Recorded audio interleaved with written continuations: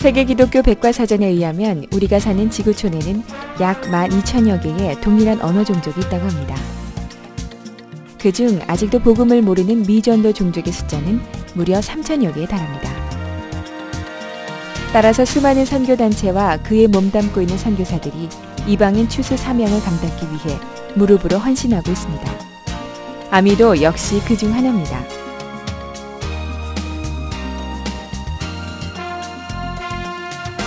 아미만의 독특한 선교 전략의 핵심은 자민족에 의한 자민족 복음화 전략에 있습니다. 부름받은 현지인을 발굴하고 훈련시켜 자문화권 미전도 종족을 향해 나갈 수 있도록 하는 전략을 구사합니다. 이는 언어와 문화의 장벽 없이 현지인이 직접 복음을 전하는 전략인 만큼 선교 역사에 큰 획을 긋고 선교 전략에 새로운 눈을 뜨게 한 그야말로 하나님의 지혜와 전략인 것입니다. 이를 위해 아미는 교계는 물론 선교단체, 나아가 선교지의 현지 지도자들과 연합을 시도하고 있습니다.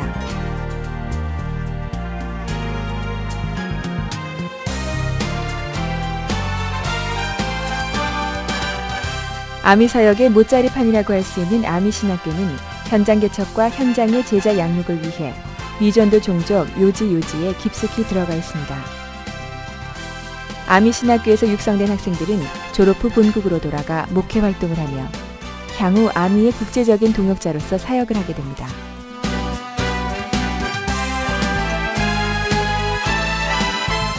또한 아미 신학교는 한족의 영적 지도자를 양성하기 위해 80여 교회 3,000여 명의 지도자를 양육하고 있습니다. 아미 신학교가 지상에서 복음의 씨앗을 파종하고 있다면 아미 위성방송은 공중에서 복음을 선포하는 일을 감당합니다. 특히 아미 위성방송이 갖는 의의는 선교단체가 직접 기획하고 제작에 참여해 연합을 위한 발판과 동역의 아름다운 본을 보였다는 것입니다.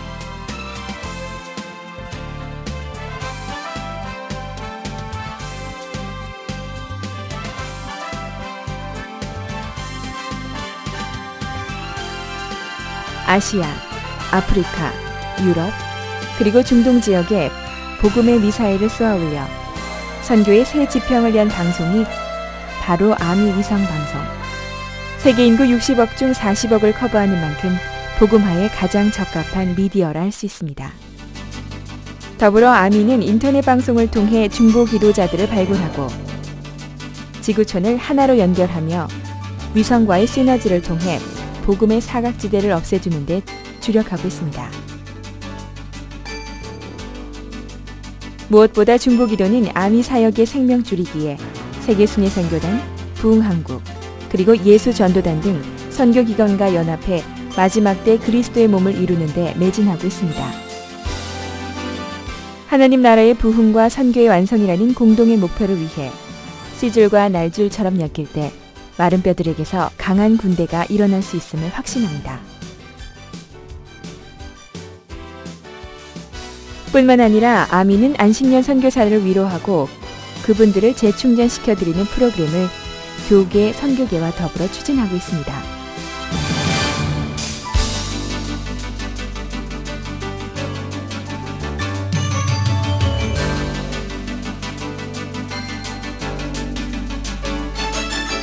나아가 아미 위성 수신기를 공급하는 운동도 전개하고 있습니다.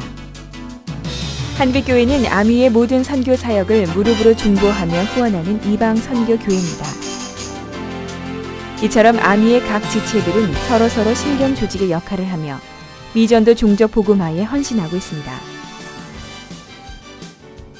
이러한 아미의 모든 사역을 위해서는 생명된 메시지가 지속적으로 공급돼야 함은 물론 체계적인 신학의 정립과 이해가 선행돼야 합니다. 이미 한국의 복음화를 위해서는 수많은 교회가 감당하고 있습니다. 한국의 복음화가 아닌 이방의 복음화, 특히 현지인을 발굴하고 양육해 자문화권 미전도 종족을 향해 헌신케 하는 그 사역, 그것이 아미 사역의 핵심입니다. 오늘도 아미는 3,000여 개의 미전도 종족을 가슴에 품을 동역자를 찾고 있습니다. 더불어 기도의 동역자, 물질의 동역자를 찾고 있습니다. 하지만 아미그룹 사역은 결코 아미의 독자적인 힘만으로는 할 수 없습니다. 아미는 여러분에게 아미를 도우라고 말하지 않습니다. 다만 주님의 일에, 마지막 추수의 사명을 위해 다 같이 손을 잡자는 것입니다.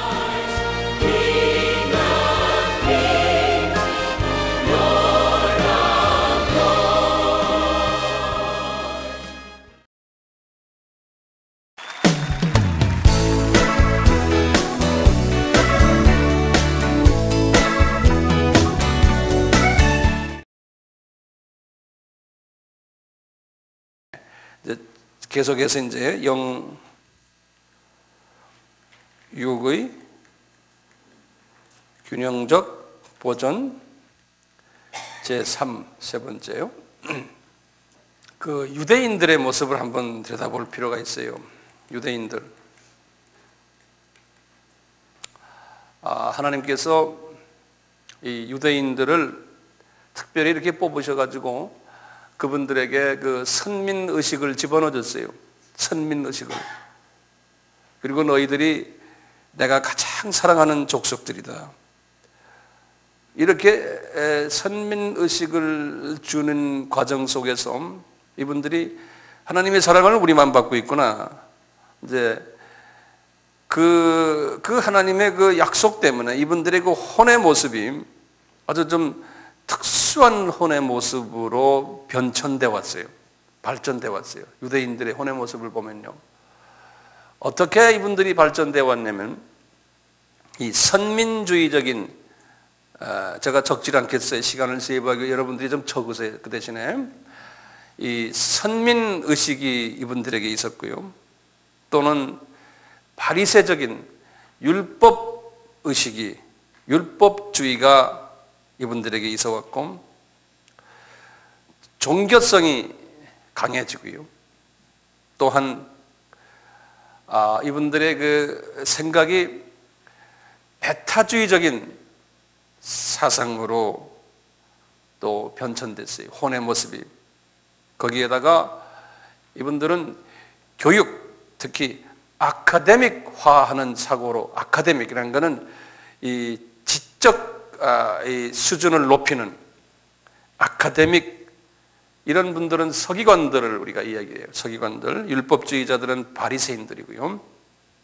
이런 그 소위 그 사상의 그 변화들을 그분들의 마음 속에 이제 가지고 있면서 그분의 혼의 모습이 그렇게 되면서요. 이런 그 사상을 가지면은 어떻게 이제 외부로 나타나냐면요. 우선 교만해져요, 사람들이. 또 자만해지고요. 또 외고집이 생기고 또 심하면은 완악해지고요. 그걸 좀 더 좋은 말로 표현하면 보수적인 사람이 돼요. 불타협해요. 타협을 하질 않아요, 사람들과. 그리고는 다른 종교에 대한 무시하는 게 있고 다른 민족에 대한 무시하는 게 있고요. 다른 자기네와 다른 것에 대해서 무시하는. 그래서 이분들이 이방인들을 뭐라고 말했냐면 개들이다 그랬어요. 이분들의 사고를 개들이다. 또는 어두움의 자녀들이다. 또는 멸망의 자녀들이다. 이런 식으로 이방인들을 보는 눈이 아주 그 배타적이었었어요. 하나님이 우리 인간이요, 그런 약점이 있다는 걸 아시면서 하나님이 유대인들에게 니네들은 나의 특수한 자녀들이다. 너희들은 내가 참 이뻐한다. 니네들이 이제 정말 딴 민족과 비교가 안 된다. 이렇게 자꾸 축이 올려놓으니까요. 이 사람들이 이런 식으로 혼의 모습이 형성돼 버렸어요. 이런 식으로. 우리 자녀들을 키워도 마찬가지. 너만 최고다, 너만 최고다 이러면 이게 이제 이런 식으로 사람이 돼버려요. 그래서 그 인류학교를 나온 사람들이 이런 사고방식, 이런 게 많아요. 인류학교를 나온 사람들이. 자, 이런 그 하나님이 환경을 그렇게 하나님이 만드신 것이 아니고 그렇게 하면은 인간은 한계성을 가지고 있기 때문에 온전해지지 않고 그쪽 분야로 이렇게 발전이 되는 게 사람이고 혼이 말이죠. 이런 사람들 혼에 말이죠. 예수님께서 그분들 사이에 메시아로 나타나신다 그랬어요. 그러니까요, 이분들이 가지고 있는 메시아상은, 이런 사상 속에, 이런 혼의 그릇 속에서 가지고 있는 메시아상은 고급화된 메시아예요. 예컨대 왕으로 오시는 메시아, 그런 것 좀 다 적어 놓으세요. 부자로 오시는 메시아예요. 또는 민족 지도자로서 오시는 메시아, 위대한 존경받는 자로서 최고 종교 지도자로서의 메시아상을 그려왔어요. 그렇게 그릴 수밖에 없는 거예요. 그 혼의 모습들이 그렇기 때문에. 네. 그런데 구약에서 시편 22편이나 또는 이사야 53장이에요. 여기에서 예수님이 메시아로서 오시는데 완전히 이 사람들의 혼의 그릇과 상반되는 모습의 메시아로서 오시는 것을 하나님이 예언해 주고 있어요. 그래서 이분들에게 용납이 안 되는 거예요. 어떤 메시아냐면 고난의 종으로, 고난의 메시아로, 십자가에 달리는, 십자가는 저주의 표시거든요. 십자가에 달리는 메시아로 이분들에게 이 용납이 안 되는 거예요. 이분들의 혼의 한계를 넘어설 수가 없어요. 거기다가 실제로 오신 메시아를 딱 보니까요, 목수의 아들로, 특히 그분들 보기에는 가장 천한 지방에, 가난하고 저소득층이 많고 소외된 지방인 갈릴리 지방에서 태어난 목수의 아들로, 그리고 또 교육도 받지 않은 분이 무교육자로 이렇게 나타나서 내가 메시아다라고 하면 인정이 안 되지 않습니까? 하나님이 그런 식으로 그들에게 나타나신 거예요.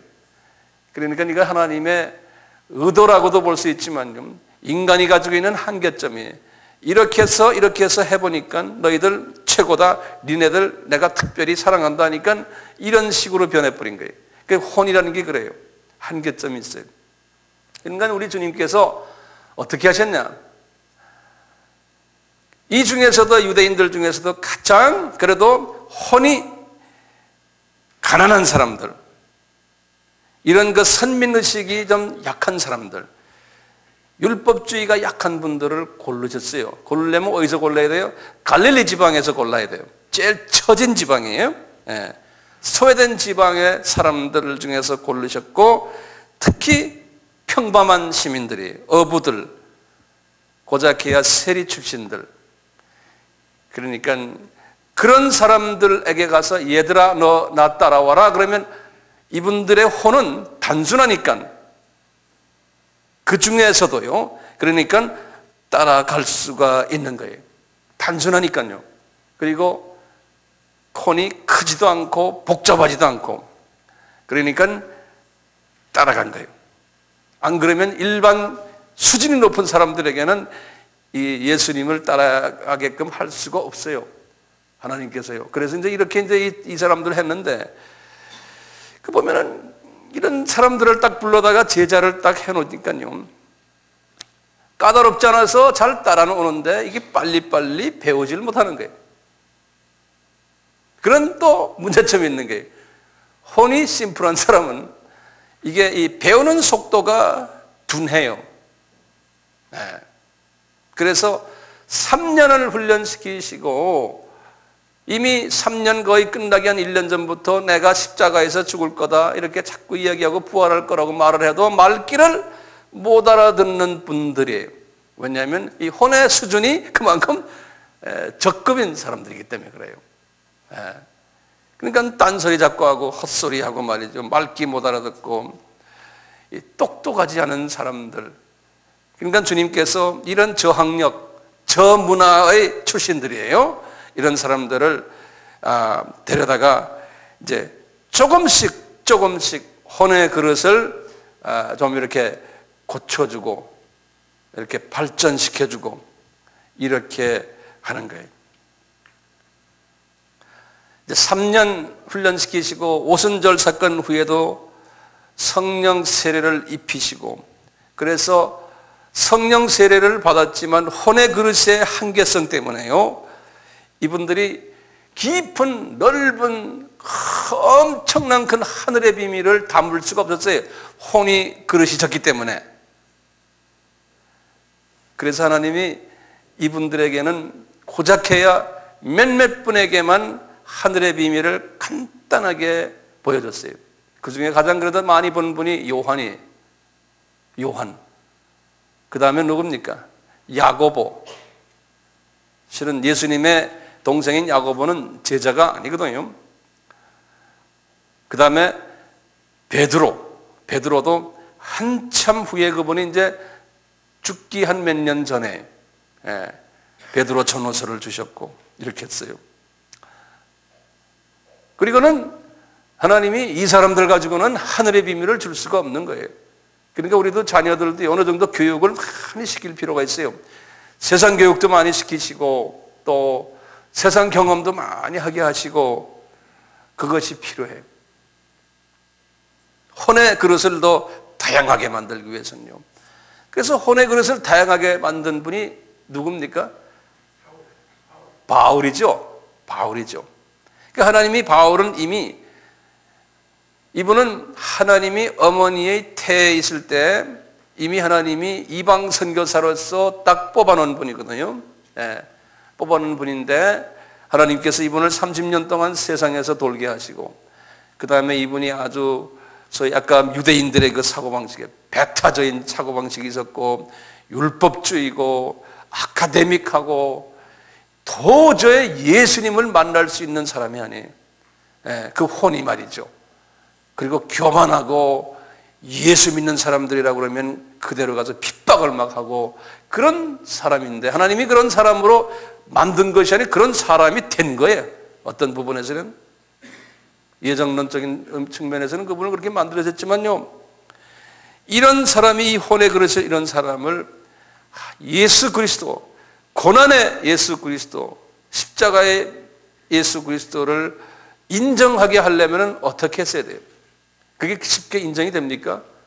그러니까 왜냐하면 교만하고 완악하고 율법주의로서 꽉 차 있는 사람을 하나님이 다메섹에서 봉사를 만들어 버렸어요. 그러니까요, 이 완악한 사람들은 이 혼의 이 그릇을 하나님이 정돈을 시키려면 그냥 왕침을 한번 놔줘야 돼요. 왕침을. 그래서 하나님이 이분이 왕침을 맡고 거기에서 이제 주님을 만나는 거예요. 하지만 주님은 그런 사람을 왕침을 놔가지고 만나게 해야지만 그 다음에 이제 하나님이 이 사람을 쓰려고 그러잖아요. 왜냐하면 그릇 자체가 괜찮은 그릇이기 때문에 그릇의 내용만 좀 바꿔주면 되거든요. 그릇이 그 사이즈는 큰 그릇이에요. 이게 넓은 그릇이고 크고 높고 말이죠. 그래서 이제 시각장애자로 만들어가지고 이제 이분을 하나님이 서서히 예수 그리스도의 그릇으로, 예수 그리스도의 창성한 그릇으로 해. 제가 얼마 전에도 말씀드렸지만 우리가 지금 그리스도의 모습으로 간다는 건 뭐냐면 나의 혼이 그리스도의 그 창성한 분량의 혼까지 이렇게 성장되는 거예요. 넓게, 깊게, 높게, 크게. 바울이 이제 그런 사람으로 장성됐어요. 그래서 우리가 그것을 그리스도의 모습으로 되어간다.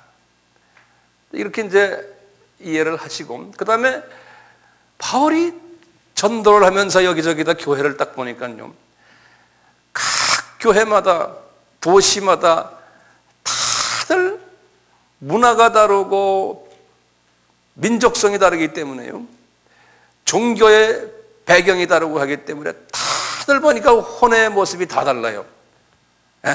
복음은 떨어뜨려놨는데, 복음은 받았는데 고린도 교회의 혼의 모습을 보면 복잡했어요. 왜냐하면 그 해변가 동네고, 지금 같으면 우리 같으면 홍콩 같은 그러한 도시거든요. 국제무역이 많았고 사람들이 많이 드나들고 하니까 사람들이, 고린도 사람들은 소위 이 그리스 사람들이기 때문에 우리처럼 감정 표현을 마음대로 하는 그리스 사람들이 그래요. 우리 같이 강아지 성품이라고 그럴까요? 복실 강아지 성품이 있어요, 그 사람들도요. 지금도 그리스 사람들 보면요, 오늘날도 21세기에 저 사람 그리스 사람이다 그러면 어떤 정평이 있냐면, 저 사람 10마디 말하면 7마디는 거짓말이야, 이것이 국제사회에 이렇게 알려졌어요. 그러니까 못된 사람들이 그리스 사람 중에 많아요. 그러니까 그리스에 관광 갈 때 조심하셔야 돼요. 이 가짜가 많고요, 도둑놈 많고, 속이는 게 많고 그래요. 생긴 건 멀쩡하게 생겼는데요. 그게 옛날부터 이 고린도 교회도 보세요. 싸움 많이 해서 파벌이 많고, 바울이 전도했는데 거기다 복음을 떨어뜨려 놨는데 나중에 바울이 떠난 후에 바울 저 사람이 말이야 우리 헌금 가지고서 딴짓했다 막 그냥 말하는 사람들도 많고, 말도 많고요. 또 우상 섬기는 분도 많고, 안에 여러 가지 문제들이 엄청나게 많았던 것이, 성령 은사도 많이 받고요.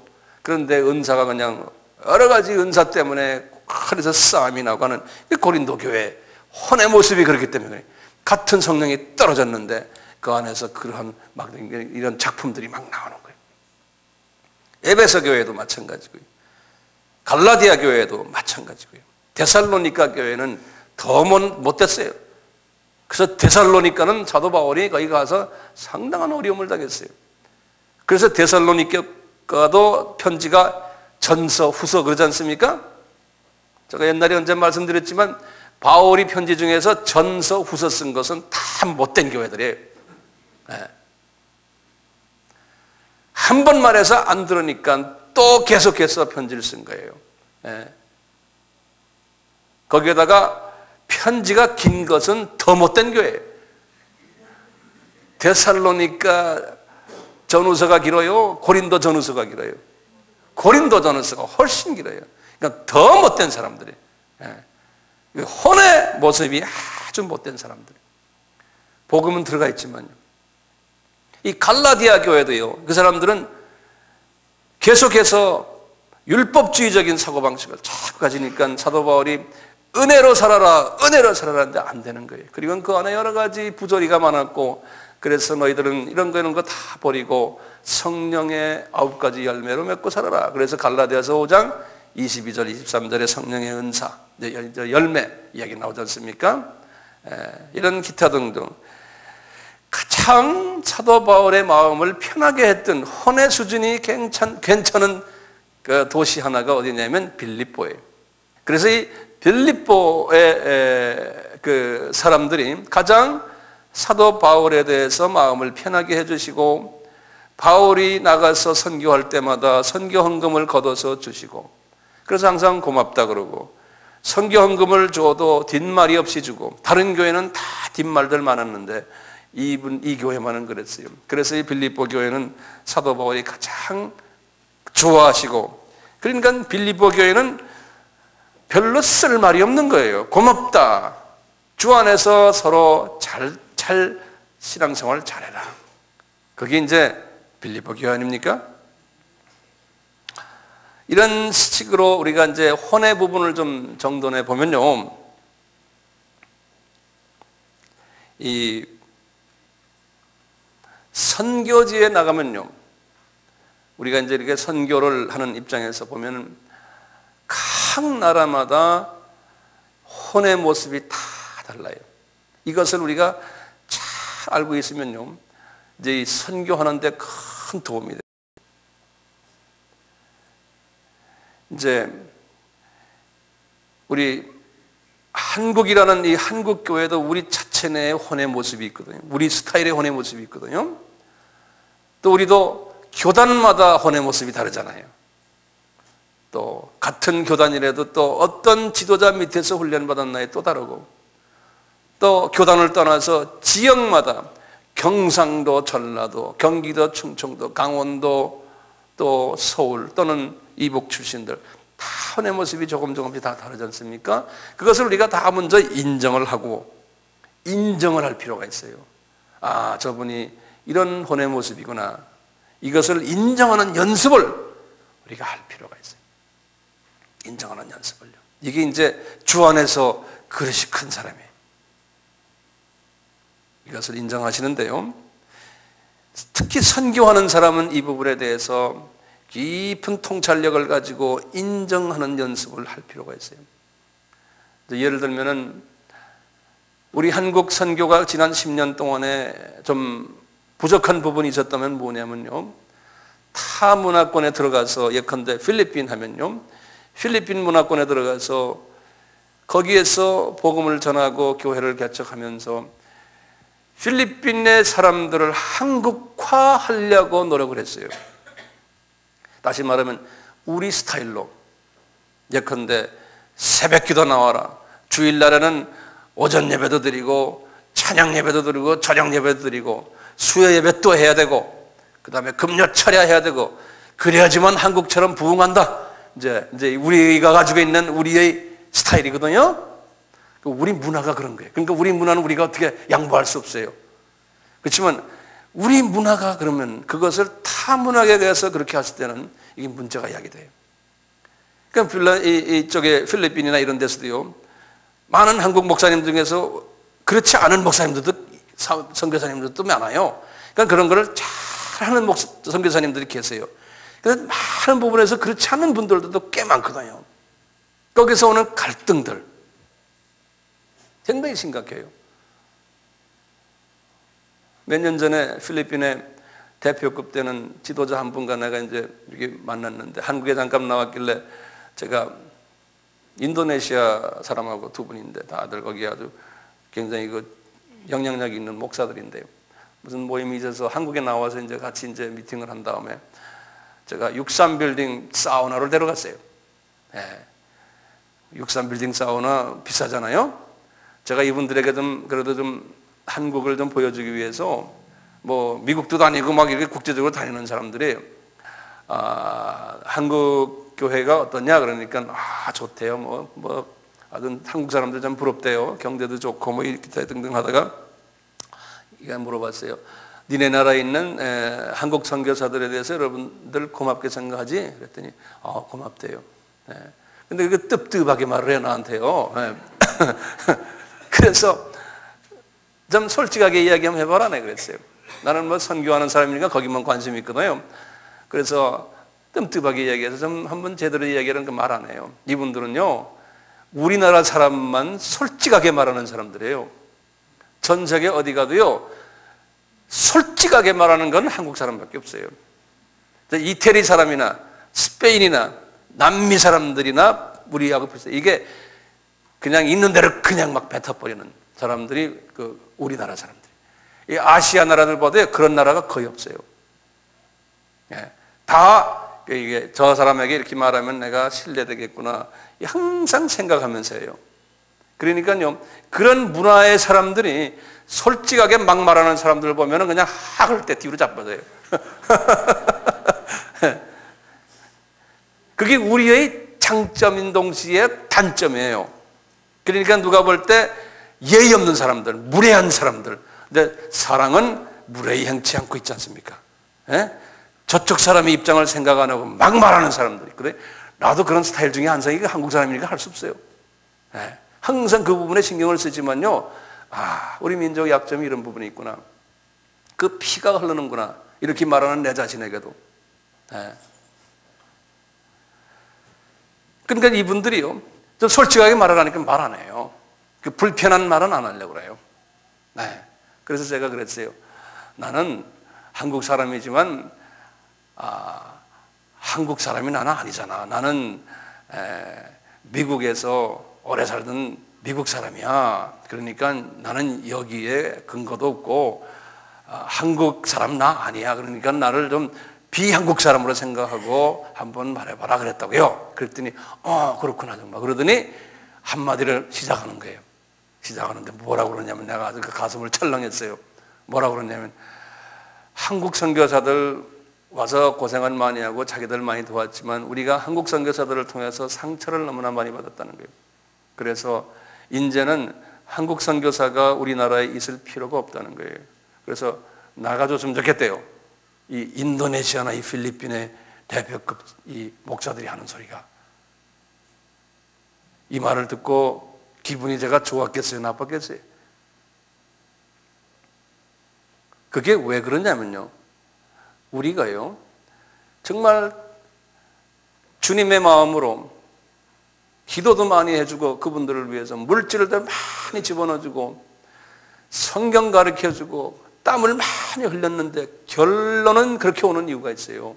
왜냐하면 무례한 거예요. 그 문화를 우리가 존경하지 않는 거예요. 다시 말하면 내 스타일로 그냥 막 가는 거예요. 내 스타일로. 전혀 타 문화를 고려하지 않는 이것이 우리가 가지고 있는 약점이에요. 우리끼리도 마찬가지. 우리 이렇게 공동체 생활을 하면서 다른 사람 생각 안 하고 자기 스타일만 고집하는 사람 있죠? 있어요, 없어요? 그런 사람 불편해요, 안 불편해요? 불편하죠? 왜 고개 까딱까딱 좀 해보세요? 네, 그렇다니까요. 그게 우리끼리는 괜찮은데 문화가 다른 사람들끼리 할 때는 그게 엄청난 그 충격을 줘요. 네, 특히 우리보다 괜찮은 나라, 예를 들어 미국 사람을 대할 때 우리가 그래도 조금 나아요. 왜냐하면 우리보다 나은 사람들이니까. 그런데 우리보다 못한 민족에게 우리가 할 때는 그분들에게는 엄청난 상처를 받아요. 네. 그러니까 우리가 참 조심해야 돼요. 이 혼의 부분이 말이죠. 이것을 우리 주님이 뭐라고 그러냐면 성육신 신학이다 그런다고요. 다시 말하면요, 그걸 영어로는 incarnation, the theory, incarnation 그래요. 예. 이 성육신 theory. 이건 뭐냐면 우리 예수님이 이 성육신을 기가 막히게 하신 분이에요. 다시 말하면요, 하나님의 문화가 저 하늘에 계세요. 삼위 하나님의 문화가. 그 문화에서요, 인간 문화로 내려오시는데 적은 문화예요. 적은 문화로 내려오시는 목적이 뭐냐면 그 피조물들에게 내가 너희들을 사랑한다라는 메시지를 전하기 위해서 이분이 우리 문화로 내려오시는 분이에요. 근데 이분은요, 내가 너희들 사랑한다 하고는요, 그 하나님의 고급 문화에, 슈퍼 문화에, 그 슈퍼 문화의 랭귀지로 우리에게 확성길되건 뭐 우리도 알아듣지 못하는 말로 내가 너희들을 사랑한다 말을 했다면 우리가 못 알아듣잖아요. 예? 그러니까 이분이 어떻게 하냐면 내가 개미가 되는 거는 마찬가지.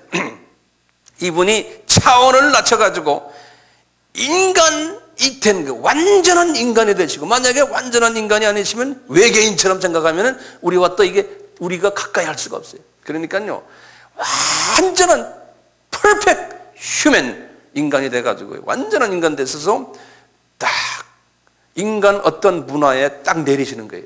그것이 히브리 문화에, 유대 문화에 내리신 거예요. 그분이 내리셔가지고요, 히브리 사람들이 하는 모든 문화에서 하는 습성을 그대로 따라 하시는 거예요. 하나님이 사람이 되었어요. 그래가지고요, 그 사람들이 신는 샌들 신으시고, 그 당시만 해도 아람어라고 그래서 그 사투리 말씀하시고, 하나님이 말이죠, 그분들의 샌드위치 잡수시고, 그분들 식으로 사셔가지고요, 그분들 식으로 죽으시는 거예요. 십자가에서 죽으시는 것도 그 문화에서 가장 저주받은 사람들이 받는 그 처형 방법이 십자가거든요. 그런 방법으로 이분이 죽으시는 거예요. 그러니까 완전히 그분들의 혼의 레벨로, 혼의 수준으로 내려가 주시는 거예요. 그래야지만 그분들과 대화를 할 수 있고, 그 문화의 사람들이 이분을 이해하고 존경해주고 메시지가 전달이 되는 거예요. 메시지가. 이게 대단히 중요한 개념이에요. 이것이 그렇기 때문에 우리가 내가 이 정도의 신앙 수준이 됐다, 좀 높은 수준이다면 항상 내 수준에 맞춰서 사람을 보지 말고 항상 나보다 낮은 수준의 사람 레벨로 내려가주는 연습을, 그걸 겸손이다 그러지 않습니까? 그래서 우리 예수님은 겸손하셔서 한 말은 문화를 수준을 내려가지고 그분들 수준에 맞춰가지고 말씀하시고 그런다는 거예요. 이해해 주시고. 왜냐하면 그분의 혼의 수준은 금방 바꾸질 못해요. 그러니까 그것은 시간이 엄청나게 걸리는 거예요. 그러니까 제자들을 다룰 때도 그 수준 그대로 그 수준에 맞춰서 그냥 다루시는 거예요. 이것이 이 성육신을 잘하는 사람이 성령 충만한 사람이에요. 지혜 있는 사람이에요. 그게 하나님의 방법으로 사는 사람이에요. 이것을 잘못할 때 다툼이 나와요. 교만이 나와요.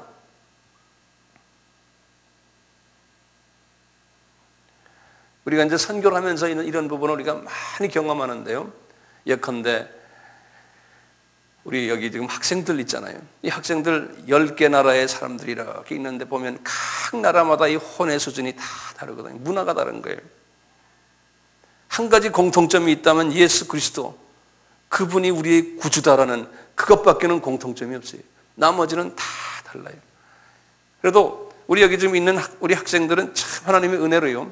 이렇게 혼의 수준을 이렇게 보면 다들 괜찮은 사람들이에요. 이번 지금 과거 한 2년 동안의 학생들 보면 이게 탁탁 튀는 사람이 거의 없어요. 혼의 수준이. 근데 이 혼의 수준이 혼 중에서 탁탁 뛰는 나라가 제 경험으로는 우리 학교를 우리가 이제 주님의 학교를 우리가 섬기면서 학을 띈 그 민족이 몽고 민족이에요.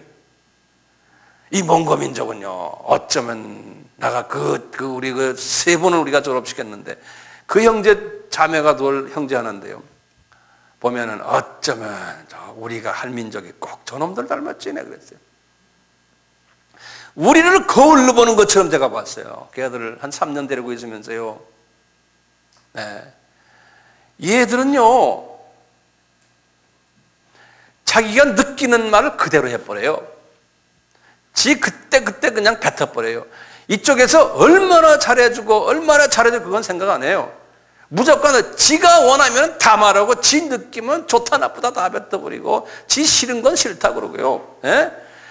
그러니 이게 교통정리가 안 되는 거예요. 그러니까 머리는 또 똑똑해요. 공부 제일 잘해요. 그 새놈이 1등이 항상.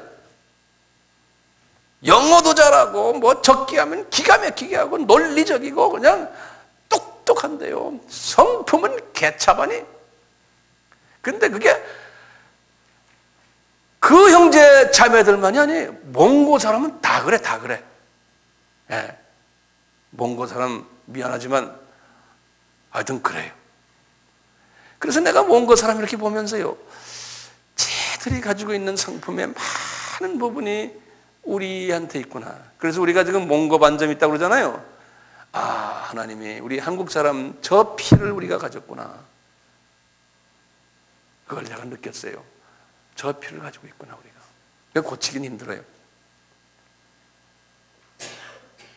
우리도 머리 똑똑하고요. 그런데 무례한 부분이 많아요. 우리는요. 본인은 몰라요. 우리가 참 무례한 부분이 많아요. 저기 시내 강남 저기 어디 가면요, 강북이네. 강 건너인데 강변역 저쪽으로 거기 가면 몽고 아이들만 모아서 하는 유치원이 있어요. 우리나라의 노동자들. 그 유치원의 지하실인데 제가 우리 학생들이 그때 몽고 아이들이 거기 가서 가르쳤거든요. 내가 한번 따라가 봤어요. 따라가 보니까요, 한 60명의 몽고 아이들이에요. 유치원 아이들 또는 초등학교 1, 2학년짜리 쫙 한 60명이 있는데 딱 들어가니까요, 요만큼도 내가 거짓말 없어요. 이게 한국 아이들이구나 내가 그대로 봤어요. 전혀 몽고 아이 냄새가 안 나요. 그리고 한 놈 한 놈 전부 한국말 제잘제잘해요. 몽고 사람은요 6개월이면 한국말 해요. 그거 신기해요. 어순이 같은 모양이에요. 예. 몽고 사람들은 조금만 신경 쓰면요 1년이면 우리처럼 한국말 해요. 그런 말 들었어요? 실제로 하더라니까요 애들이. 네. 그래서 우리가 이 몽고 사람들을 보는데요. 우리의 좀 부족한 부분들 제가 좀 말씀드립니다. 자, 그런데 이제 선교를 하다 보면요. 어떤 민족은 조용한 민족이 있어요. 예를 들어서 태국 민족과 태국이요. 이 선교를 하면서 우리가 그 민족성을, 민족의 혼의 부분을 잘 봐야 되거든요. 그걸 보려면 많이 생활해야 되고 경험해야 되고 그냥 업앤다운을 많이 같이 경험하고 이러면서 이제 그분들 우리가 이렇게 보게 되는데, 이제 태국 같은 사람들 보면요. 태국 민족은 불교 민족이에요. 그러니까 이분들은 외침을 당하지 않았어요, 태국이. 그래서 거기에 대한 굉장히 자랑거리가 있어요, 그분들은. 다시 말하면 다른 나라가 자기 나라를 지배하지 않은 거예요. 그러니까 민족이 보면은 그냥 조용해요. 그러면서 프라이드는 엄청나게 강하고요. 자기 나라 임금에 대해서 만약에 부정적인 말 한마디만 하면 그대로 우리가 감옥에 들어가요. 네. 그런 그 특수한 나라거든요. 거기에 동남아의 하나의 지도 국가로서 영국과 미국이 선교 자금을 엄청나게 뿌렸어요. 선교사들이 엄청나게 갔어요. 우리나라도 70년대부터 제일 먼저 간 선교사 그룹들이 거기에 간 거예요. 우리나라도 거기다 투자를 엄청나게 많이 했는데요. 지금 결론을 딱 뚜껑을 열어보면은 이 사람들은 아직도 미지근해요. 기독교인이 한 1% 될까 말까 하고요. 예. 지금도 우리나라 선교사들이 거기 많이 가 있어요. 저는 거기를 다니면서 거기 지도자들을 훈련시키면서 보면서 나 항상 여기는 그만 투자해야겠구나. 이 사람들 이거 안 되는구나. 혼의 수준이요. 혼의 수준이 거기에서 머물러서요. 그 이상 가질 못해요. 거기다 투자해야 밑빠진 독이에요. 네. 그런데 그 바로 옆에요. 바로 이 태국 옆에 있는 미얀마를 한번 봅시다. 우리가 섬기고 있는 미얀마요. 미얀마를 딱 보면요. 미얀마의 거의 한 80% 가까이가 미얀마 족속이고 나머지 한 20%가 많은 소수민족들이 한 130, 40개 소수민족들인데 그 중에 성령의 불을 받은 소수민족이 몇 개가 있는데 그 중에 하나가 이제 카렌족이라고 그래요. 그 다음에 두 번째가 우리 하오 목사와 족속이 같은 친족이에요. 이 같은 미얀마의 사람들이고 미얀마의 음식을 먹고 미얀마의 문화 속에 있지만 이 족속에 다르니까 문화가 조금 다르잖아요. 이 카렌족을 보면요. 가장 복음이 먼저 받은 족속인데 아드리엔이라고 이제 미국 베프티스트 선교사가 가서 뿌렸는데 그 아주 산족 중에 못된 족속 중에 하나인데 그분들이 복음을 받아 지금은 카렌족들이 말이죠. 이 정부 지금 미얀마의 그 군사 정부를 전복시키려고 자꾸 그래서요. 이 소수 한 얼마 되지 않는 민족인데요. 그래서 미얀마 정부에서 그분들을 쫓아내 버리거나 그랬어요. 그래서 지금 태국 쪽에 많이 흩어져 사는데 그분들은 복음을 많이 받아가지고요. 아주 그냥 뜨거워요. 그 카렌족이. 그런데 우리가 섬기는 친족을 보면요. 이분들은 뜨겁긴 뜨거워요. 뜨겁긴 뜨거운데 요 족속들은 뭐가 있냐면 우리와 비슷한 게 있어요. 뭐가 있냐면요. 이 학문에 대해서 아카데믹에 관심이 많아가지고 이 선교하려고 하지 않고요. 복음을 받으면은 학벌을 자꾸 다 올리려고 하는. 배출러 예를 들어서 대학원 가야 되고 또 박사하겠다 해야 되고 돈도 한 푼도 없는 친구들이 그 오두막집에 살면서 다 박사 되려고 하는 게 그 민족이에요. 크리스천은 많은데요. 그러니까 우리가 이제 이렇게 다룰 때요. 이런 사고방식을 가진 민족들, 목사가 되면 다 하여튼 최대한 대학원 나와야 되고 또 뭐 받아야 되고 또 받아야 되고 그 다음에 생각은 전부 미국이나 어디나 고작해 한국이나 유학을 가서 학위 받아가지고 나와서 큰 성공한 목사가 되는 이게 다 꿈들이에요. 그런 사람들을 우리가 지금 섬기고 있는 거예요. 이 문화가 다른 거예요. 이 혼의 모습이 달라요. 같은 버마 사람인데 이 버마 사람들은 또 달라요. 그러니까 우리 선교하는 사람들은 이런 거에 각 족속마다 가지고 있는 혼의 모습을 빨리 진단하고서 거기에 대처하는 연습을 해야 돼요.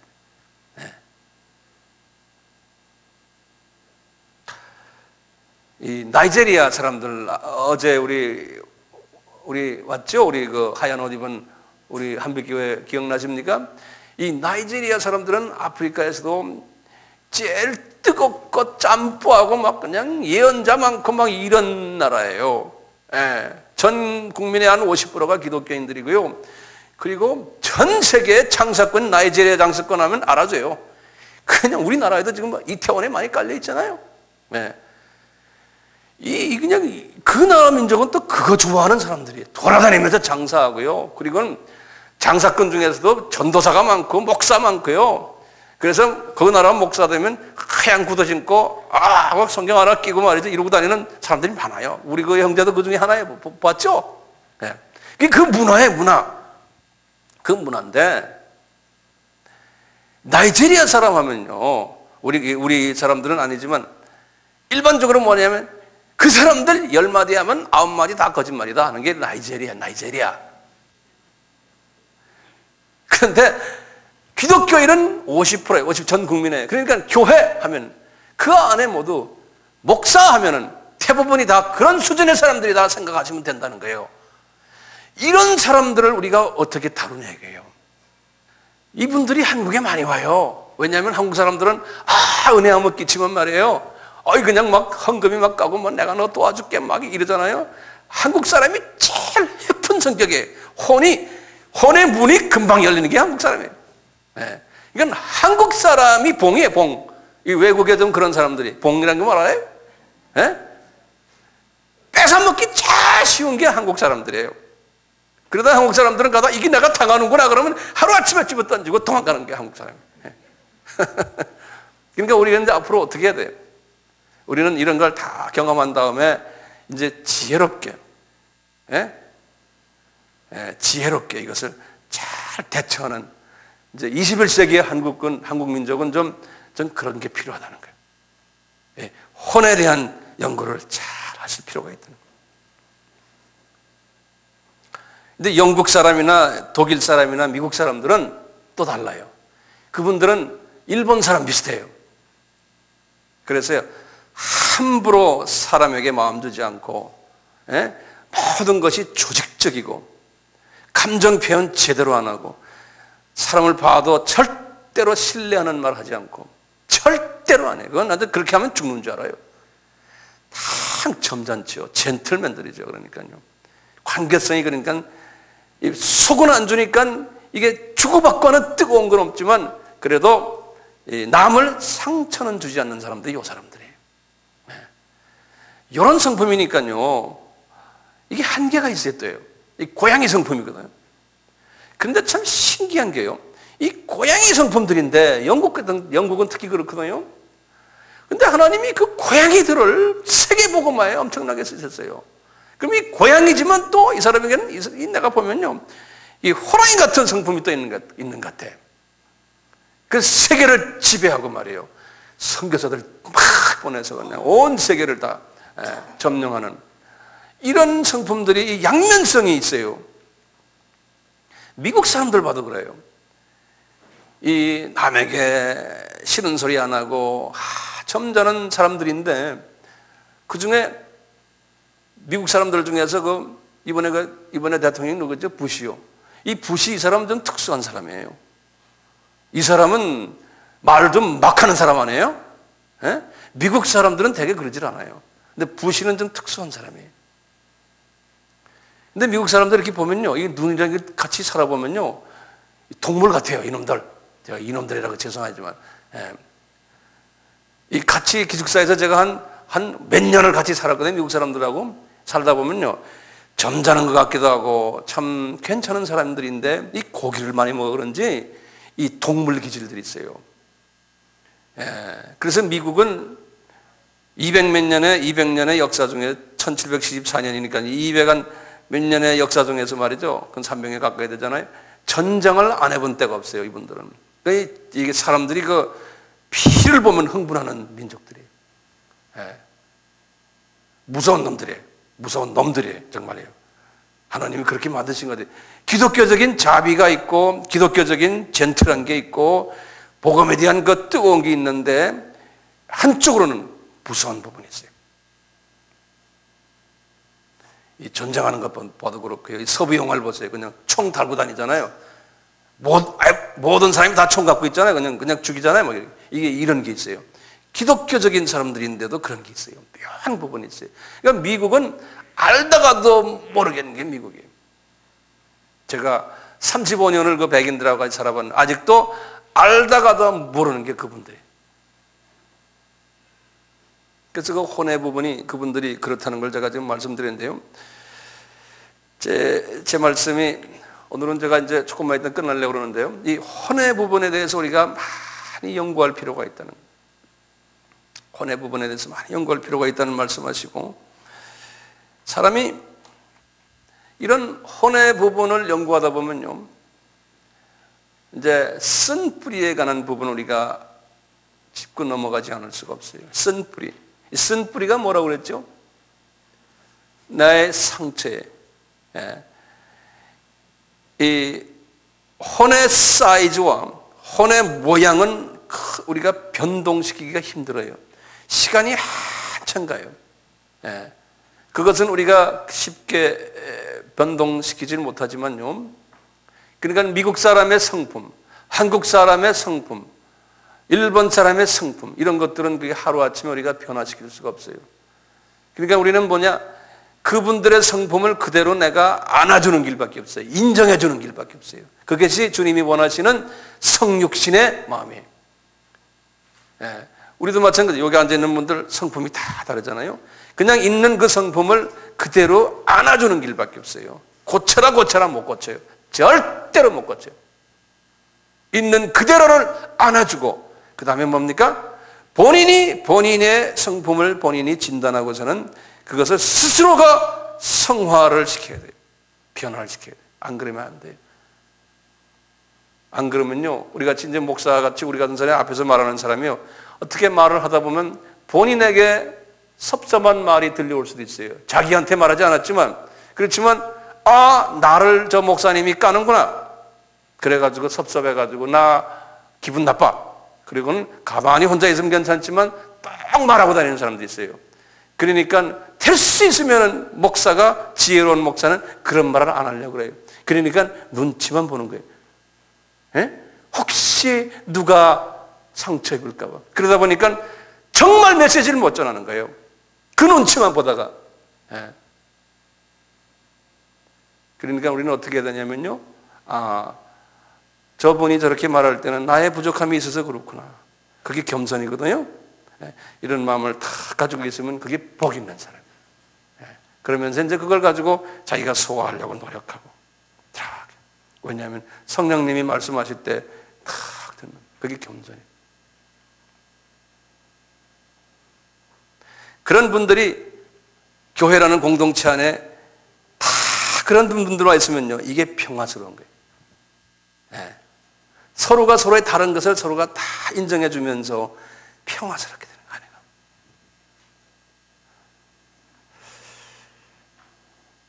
이 혼에요, 모양이 다르다고 말씀하고 쓴뿌리가 있잖아요. 이 쓴뿌리가 탁 있는데 누구나 다 있잖아요. 이 쓴뿌리가요, 표현이 될 때, 바깥으로 표현이 될 때, 표출될 때, 이 표출하는 방법이 가정 환경이 어떻냐에 따라서 다르고, 교육 수준에 따라 다르고, 민족에 따라 다르고, 문화에 따라 다르고, 종교적인 배경에 따라 다 달라요. 다르게 표현이 돼요. 이 쓴뿌리를 이렇게 뽑아낼 때,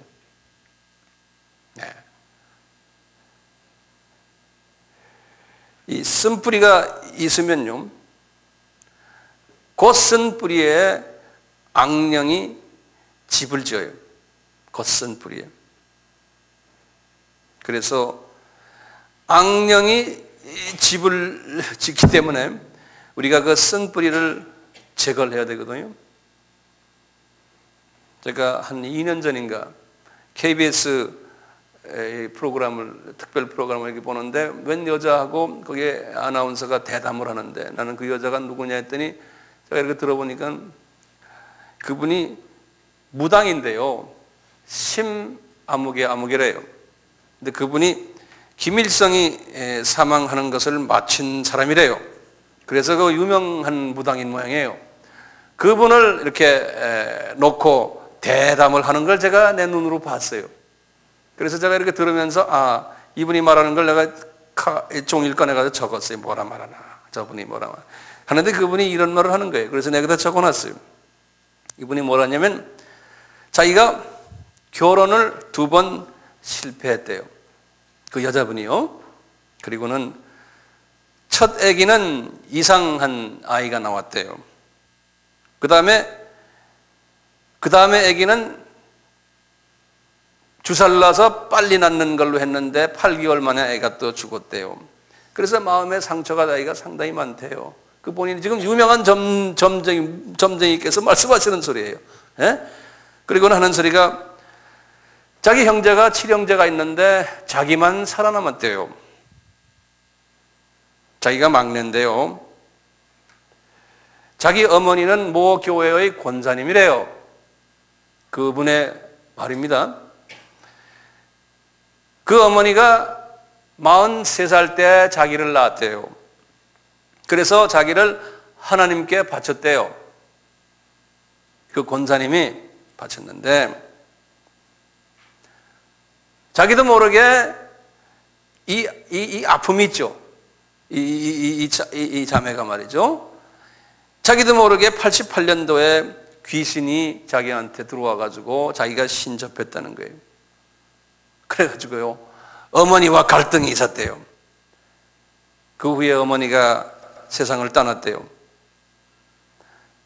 그 MBC TV에 나와서, KBS가 아니네요. 여기다 내가 MBC라 적어놨어요. MBC TV에 나와서 이제 자기를 고백하는 이야기를 제가 이렇게 보면서 상처받은 이야기를 자기가 하면서 거기서 눈물 흘리고 울어요. 이 유명한 무당 이 자매가. 그러니까 자기도 거기서 헤어나지를 못하는 거예요. 왜 그러겠어요? 이 혼에 상처가 있다 보니까요. 크리스찬인데 이제는 무당으로 변해버린 거예요. 우리가 예언을 한다고 하는 특히 우리 크리스찬들 중에는요. 이런 부분이 없지 않아 있어요. 예언을 우리가 잘해야 되는 게요. 이 성품이 이 상처가 있는 것을 그대로 가지고 있으면요.